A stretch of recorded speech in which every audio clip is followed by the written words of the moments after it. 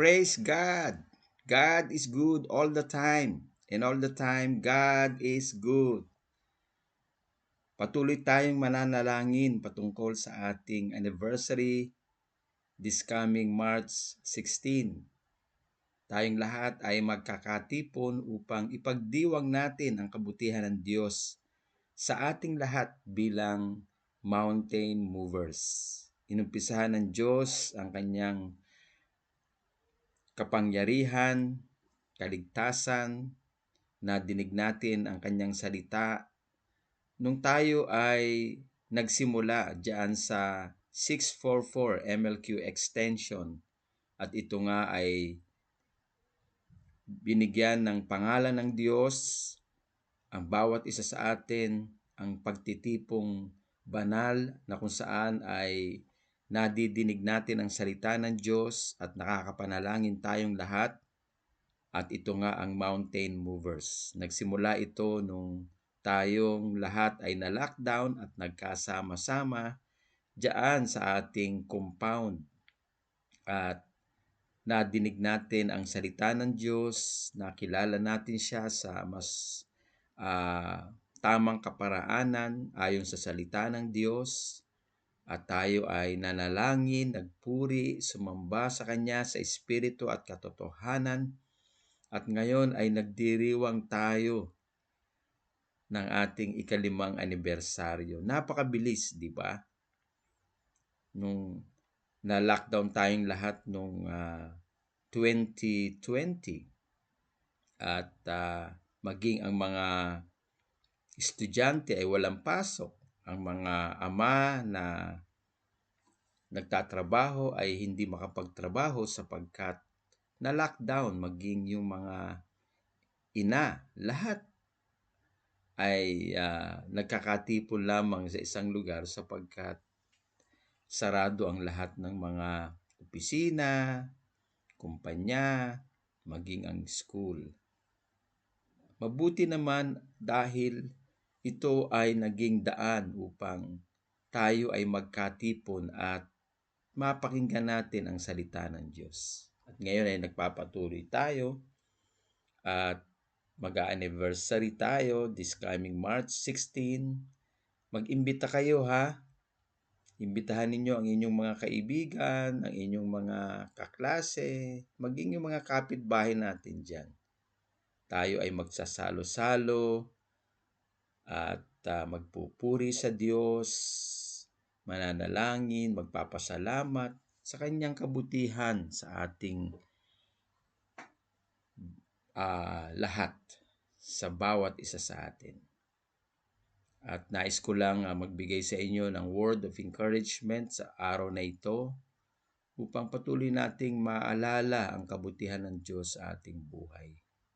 Ang sabi ng salita ng Diyos sa Philippians chapter 1 verse 6, siya na nagsimula, ang Diyos na nagsimula ng mabuting bagay sa bawat isa sa atin ay lulubusin niya hanggang sa muli niyang pagbabalik. Nagsimula ng mabuting bagay. Ang Diyos ang pagsisimula ng lahat ng mabuting bagay sa ating buhay sapagkat siya ang pinagmumulan ng lahat ng kabutihan.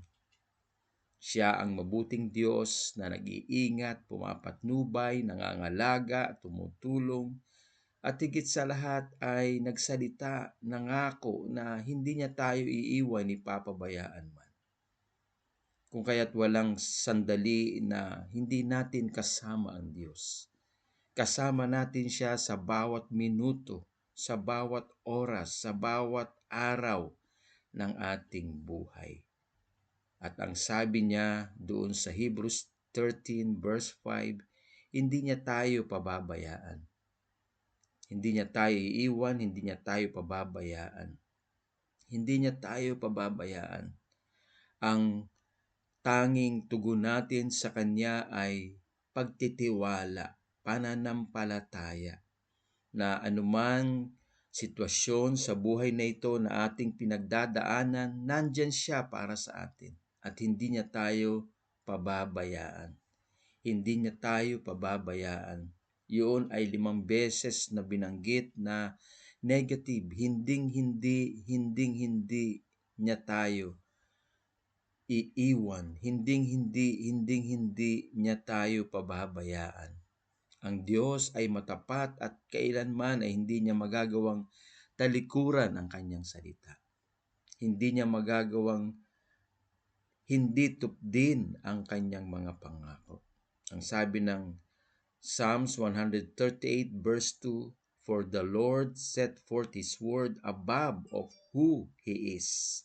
Mas mataas niyang inilagay ang kanyang salita kesa sa kanyang katangian. Na ang ibig sabihin ay hindi magagawang talikuran ng Diyos ang kanyang mga pangako. Hindi niya magagawang hindi tupdin ang kanyang mga salita. Tutupdin niya ito, tutuparin niya ito. At ito ay kanyang bibigyan ng katuparan sa bawat isa sa atin. Halimbawa na lamang yung kanyang sinabi doon sa Jeremiah 29 verse 11.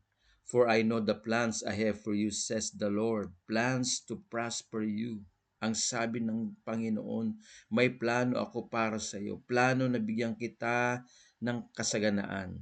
Plans to prosper you. Plans to prosper you.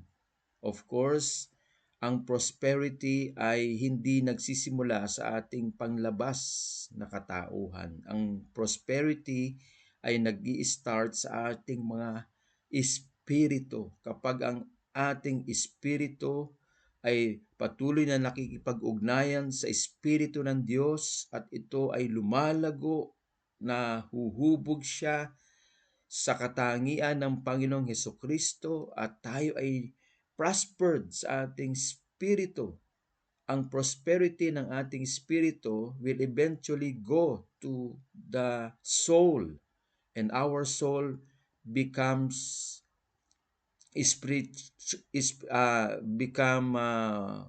healthy, become wealthy or wellness.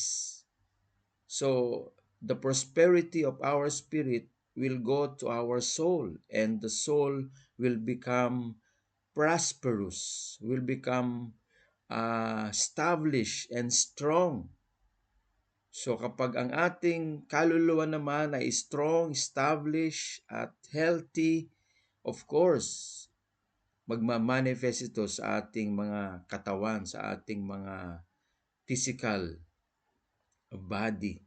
So the prosperity of our spirit will go to our soul, and our soul will become strong and prosper, and this strength or prosperity of our soul will eventually manifest to our body, to our physical body.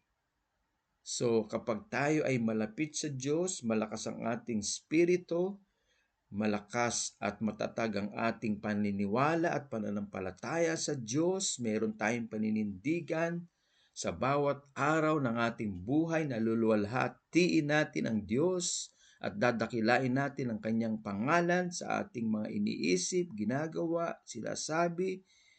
Malakas ang ating kaluluwa. Hindi tayo easily be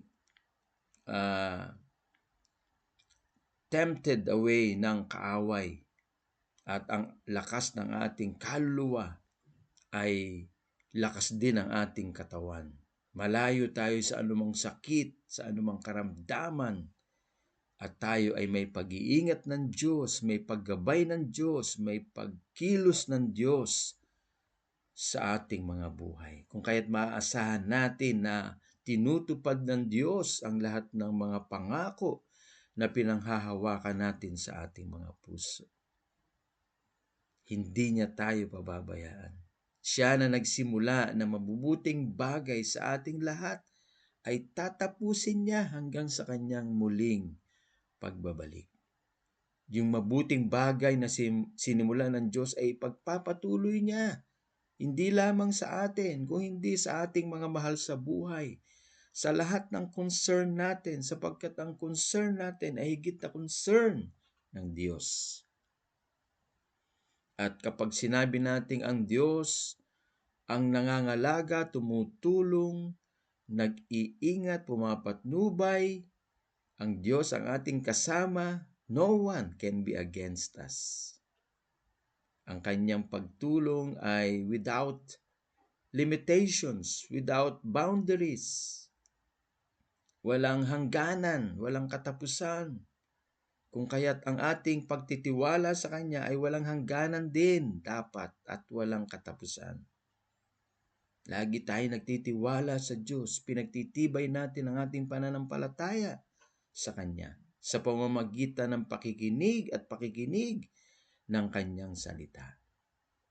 At pagbubulay-bulay ng Kanyang salita sa bawat araw bago magtrabaho, sa umaga, pagkagising, nananalangin, kinakausap ang Diyos at ibinibigay sa Kanya ang lahat-lahat, maging ang ating buhay ay isinusuko natin sa Kanya at hinahayaan natin siyang makakilos sa bawat minuto o sandali ng ating buhay. Kaya siya na nagsimula na mabubuting bagay sa atin ay tatapusin niya. He will complete what He has begun, what good things God has begun unto us. He is faithful. Maaasahan natin siya. Kaya meron tayong security and assurance that whatever happens in this troubled world, hallelujah, God is there for us. Nandyan siya para sa atin upang tayo ay kanyang patnubayan, gabayan, tulungan, samahan, pangalagaan, hallelujah, at ipagtanggol at pagtagumpayin ang lahat ng gawa ng ating mga kamay at pagpalain ng pag-iingat, kalakasan, gabay, katalinuhan. Kung kaya't patuloy tayo magtiwala, manampalataya sa Kanya, kay Jesus na ating Panginoon at tagapagligtas. Amen. Kaya magdiriwang tayo this coming March 16. Ipag-pray ninyo personally sa inyong mga prayer and devotion. Mag-invite kayo at patuloy tayong magpapasalamat sa Panginoon sa Kanyang kabutihan sa bawat isa sa atin. Kahit kailan, ang Diyos ay hindi tumitigil ng paggawa ng mabuti. Sa lahat ng tao, pinauulan niya at pinasisikat niya ang araw. Ganyan kamahal ng Diyos ang lahat ng Kanyang nilalang. Lalo na tayo na Kanyang mga anak. Ang sabi ng Romans chapter 5 verse 8, for God demonstrated His love toward each one of us. When we were yet sinners, Christ died for us. Nung tayo mga makasalanan pa at wala pa sa Diyos at hindi pa tayo nagtitiwala at nananampalataya sa Kanya, minahal niya na tayo. How much more ngayong mga anak niya na tayo. Mas lalo tayong minamahal, iniingatan, pinapatnubayan, tinutulungan, ginagabayan ng Diyos na makapangyarihan sa lahat na may gawa ng langit at lupa. Ang Diyos na ating Ama na nagsabing, humingi kayo at kayo bibigyan ko, humanap kayo at kayo makasusumpong, kumato kayo at kayo pagbubuksan. Sapagkat ang humihingi ay binibigyan, ang humahanap ay nakasusumpong, ang kumakatok sa pinto ay pinagbubuksan. Sa Diyos ay may katiyakan. Sa Diyos ay may seguridad. Ligtas ang ating buhay sa kalooban ng Diyos.